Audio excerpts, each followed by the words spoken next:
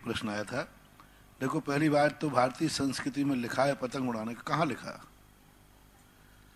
यदि आप भारतीय संस्कृति की दुहाई देते हो तो भारतीय संस्कृति को जितना मैं जानता हूं शायद आप लोग नहीं जानते।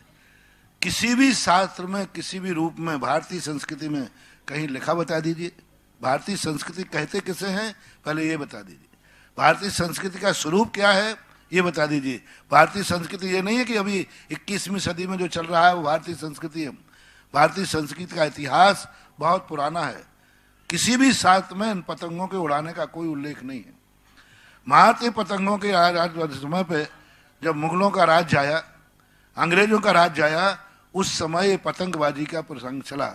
हमारे जैन हिंदू शास्त्र में, जैन शास्त्र में कभी पतंग नहीं। पृथ्वीराज चौहान इतने बड़े रहे, उन्होंने कहीं पतंगबाजी नहीं की। राणा प्रताप इतने समय तक राज्य किया, कहीं पतंगबाजी नहीं की। कौन सी भारतीय संस्कृति में पतंगबाजी है? ये पतंगबाजी पाश्चात्य है। ये पतंगबाजी शब्द भारतीय संस्कृति नहीं है। फटाका और ये पतंगबाजी, ये दोनों भारतीय संस्कृति के दुश्मन हैं। दोनों के अंदर में कोई संसार नहीं। ना तो फटाकों का कोई उल्लेख है, ना पतंगबाजी का उल्लेख है। पतंगबाजी जो है नियम से हिंसक है, जिहाद का प्रतीक है।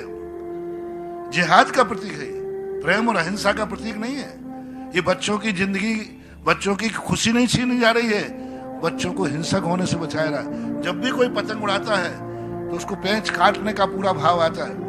काटा काटा, वो काटा, वो काटा। ये काटा शब्द कहाँ से आया? भारतीय संस्कृति में। ये काटा शब्द कहाँ से आया? जिहाद का प्रतीक है कि हम जब आकाश में पतंग कर रहे हैं, यानी इस बार हम किसी को जीवित नहीं छोड़ेंगे जो हमारे विरुद्ध में होगा। इसलिए ये भारतीय संस्कृति का दलील देना और बच्चों को इसका संस्कार देना कि बच्चों की जिंदगी छीनी जा रही है, बच्चों की खुशी छीनी जा रही है, नहीं। बच्चों को अपनी भारतीय संस्कृति के खिलाफ तैयार मत करो। एक बच्चे को तुम हंसी नहीं कर रहे हो, उसको हिंसक बना रहे हो। और कितनी खतरनाक पशु पक्षियों तो क्या, कई लोगों की मौतें हो जाती है, गर्दन कट जाती है, ऐसे कई लोगों की मौत हो जाती है। भारतीय संस्कृति में ऐसा कोई खेल नहीं है जिसमें दुनिया के दूसरों की मौत होती है।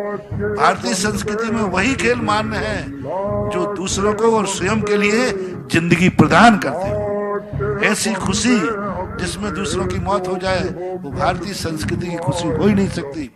इसलिए मेरा सबसे कहना है कि जो संक्रांति पर गुजरात में, जयपुर में, राजस्थान में 2-3 प्रांतों में सबसे ज्यादा है, इसको बिल्कुल जल्दी बंद करना चाहिए। ये फटाकों से भी ज्यादा खतरनाक है। फटाके में तो फिर भी व्यक्ति अपने आप को दूर कर ले, लेकिन ये तो किस समय कौन सा धागा कौन को काट दे कुछ नहीं कह सकते। इसलिए मेरा तो कहना है अपनी संस्कृति में से फटाके दिवाली के और संक्रांति की पतंग बिल्कुल नाश होना चाहिए। और जैनियों को तो टेक टू ऑर्डर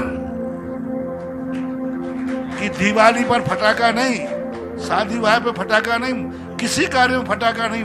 दिवाली पे मतलब वो अपशगुन है, और संक्रांति पर पतंग उड़ाना सबसे बड़ा अपशगुन है। जो पतंग उड़ा रहा है, किसी को काटने का भाव कर रहा है, देखना उस साल उसका कुछ ना कुछ कटेगा, चाहे भली जेब कटे, कुछ ना कुछ कहीं ना फूटेगा, चाहे उसका बर्तन फूटे, कुछ ना कुछ हो जाए, क्योंकि ये अशुभ है। उसमें उड़ाते समय नियम से काटने का भाव आता है। ये जुआ से भी ज्यादा खतरनाक है। जैसे जुआ में व्यक्ति को हराने का भाव आता है, ऐसे उसमें पतंगों को दूसरे को काटने का भाव आता है और बहुत हिंसक है। भारतीय संस्कृति में जिसने प्रश्न किया उससे पूछिए कि भारतीय संस्कृति कौन सी किताब में लिखा है, कृपया करके महाराज को बताएं। मैं उसका बहुत बहुत धन्यवाद।